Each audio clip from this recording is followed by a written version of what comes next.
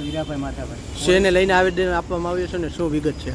અમે ફોરેસ્ટની એક્ઝામ અને સીસીની એક્ઝામની અંદર સીબીડીટી મેથડ દ્વારા જે એક્ઝામ લેવામાં આવી છે અને પછી માર્ક આપવામાં આવ્યા અને નોર્મલાઇઝેશન જે મેથડ કરીને જે લોકોનું ફોરેસ્ટમાં ખાસ તો 6400 સુધીનું જે સિલેક્શન કર્યું છે ને એની અંદર એ લોકોના સીધા નામ જ જાહેર કરી દીધા છે.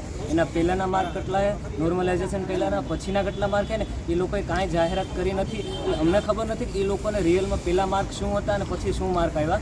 અને આ મેથડથી જે હોશિયાર સ્ટુડન્ટ છે જેને 18 મહિનાથી ગ્રાઉન્ડ કરે કમ્પ્લીટ એ લોકો હારે ભારોભાર અન્યાય થયો છે. અત્યારે સરકારશ્રી જે એક્ઝામ બાબતમાં જે આ ગૌણ સેવા મંડળનું જે આ સીબીડીટી વાળું જે વર્તન છે એનાથી વિદ્યાર્થીઓને ભારોભાર અન્યાય થયો એવું લાગે છે મને. મારી માંગ એવી છે કે જે આ માર્ક આપવાના છે ને એ બધા વિદ્યાર્થીના જેટલાય ફોરેસ્ટ એક્ઝામ આપી ક્વોલિફાય થયા ને એ બધા લોકોના માર્ક જાહેર કરે અને ખાસ તો જે લોકોનું સિલેક્શન થયું એ લોકોને પહેલાં માર્ક કેટલા હતા અને પછી કેટલા આવે ને એ લોકો જાહેર કરે તો અમને ખબર પડે કે અમારી હારે શું થયું છે, કે ભાઈ રિયલની અંદર કાંઈ ઓ ટાઈપનું થયું છે કે ભાઈ અમારા માર્ક હતા ને અમારે વધ્યા નથી એ રીતે એમ.